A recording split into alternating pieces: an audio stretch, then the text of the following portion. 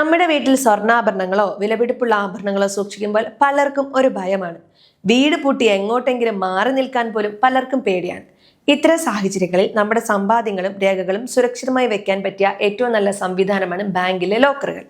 എന്നാൽ bank locker എന്ന് കേൾക്കുമ്പോൾ അത് വലിയ പണക്കാർക്ക് മാത്രമുള്ളതാണെന്ന് വിചാരിക്കുന്ന ഒട്ടനവധി ആളുകളുണ്ട്. സാധാരണക്കാർക്കും വളരെ കുറഞ്ഞ ചിലവിൽ ബാങ്ക് ലോക്കറുകൾ എടുക്കാൻ സാധിക്കും. ഇതെങ്ങനെ സ്വന്തമാക്കാം, എന്തൊക്കെ ഇതിൽ സൂക്ഷിക്കാം, എത്രയാണ് ഇതിന്റെ വാടക എന്ന് വളരെ ലളിതമായി ഈ വീഡിയോയിലൂടെ പറയാം. ആദ്യം തന്നെ ബാങ്ക് ലോക്കറിൽ നമുക്ക് എന്തൊക്കെ സൂക്ഷിക്കാൻ സാധിക്കും എന്ന് നോക്കാം. നിങ്ങളുടെ സ്വർണ്ണാഭരണങ്ങൾ, വെള്ളി ആഭരണങ്ങൾ, വിലപിടിപ്പുള്ള രത്നങ്ങൾ എന്നിവയെല്ലാം ഇതിൽ സുരക്ഷിതമായി വെക്കാം.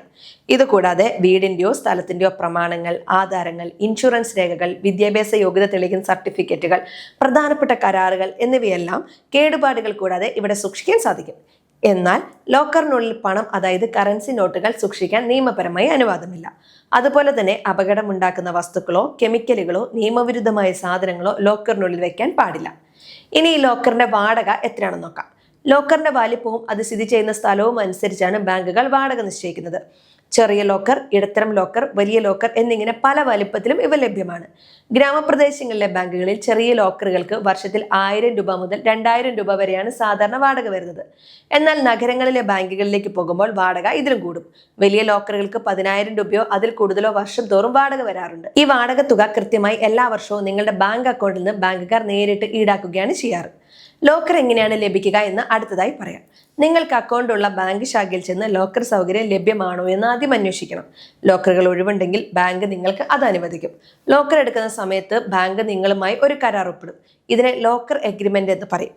സുരക്ഷയ്ക്കായി ബാങ്കുകൾ 3 വർഷത്തെ വാടകയ്ക്ക് തുല്യമായ തുക അക്കൗണ്ടിൽ ഫിക്സഡ് ഡെപ്പോസിറ്റായി നിക്ഷേപിക്കാൻ ആവശ്യപ്പെടാറുണ്ട്. ലോക്കർ വാടക തുടർച്ചയായി അടയ്ക്കാൻ സാധിക്കാതെ വന്നാൽ ബാങ്കിന് അത് ഈ നിക്ഷേപത്തിൽ നിന്നും എടുക്കാൻ വേണ്ടിയാണ്. ബാങ്ക് ലോക്കർ ഉപയോഗിക്കുമ്പോൾ നമ്മൾ വരുത്തുന്ന ചില തെറ്റുകളും ശ്രദ്ധിക്കേണ്ട സുരക്ഷാ കാര്യങ്ങളും പറയാം. ലോക്കർ തുറക്കാൻ 2 താക്കോലുകൾ വേണം. ഒന്ന് ബാങ്കിന്റെ കയ്യിലും മറ്റൊന്ന് നിങ്ങളുടെ കയ്യിലുമായിരിക്കും. നിങ്ങളുടെ കയ്യിലുള്ള താക്കോൽ യാതൊരു കാരണവശാലും നഷ്ടപ്പെടുത്തരുത്. അത് നഷ്ടപ്പെട്ടാൽ പുതിയ താക്കോൽ ഉണ്ടാക്കുന്നതിനുള്ള വലിയൊരു തുക നിങ്ങൾ തന്നെ ബാങ്കിലേക്ക് നൽകേണ്ടി വരും. അതുപോലെ ലോക്കർ എടുക്കുമ്പോൾ നിർബന്ധമായും ഒരാളെ നോമിനിയായി വെക്കണം. അക്കൗണ്ട് ഉടമയ്ക്ക് എന്തെങ്കിലും സംഭവിച്ചാൽ ലോക്കറിലെ സാധനങ്ങൾ നിയമപ്രകാരം ആർക്ക് കൈമാറണമെന്ന് നിശ്ചയിക്കുന്നത് ഈ നോമിനേഷൻ വഴിയാണ്. വർഷത്തിൽ ഒരിക്കലെങ്കിലും ലോക്കർ ചെന്ന് തുറന്നു നോക്കണം എന്നൊരു നിബന്ധനയും ബാങ്കുകൾക്കുണ്ട്. ഏറ്റവും പ്രധാനപ്പെട്ട ഒരു കാര്യം കൂടി പറയാം. ലോക്കറുകളുടെ വാടക നിബന്ധനകളും റിസർവ് ബാങ്കിന്റെ നിയമങ്ങളും കാലാകാലങ്ങളിൽ മാറാറുണ്ട്.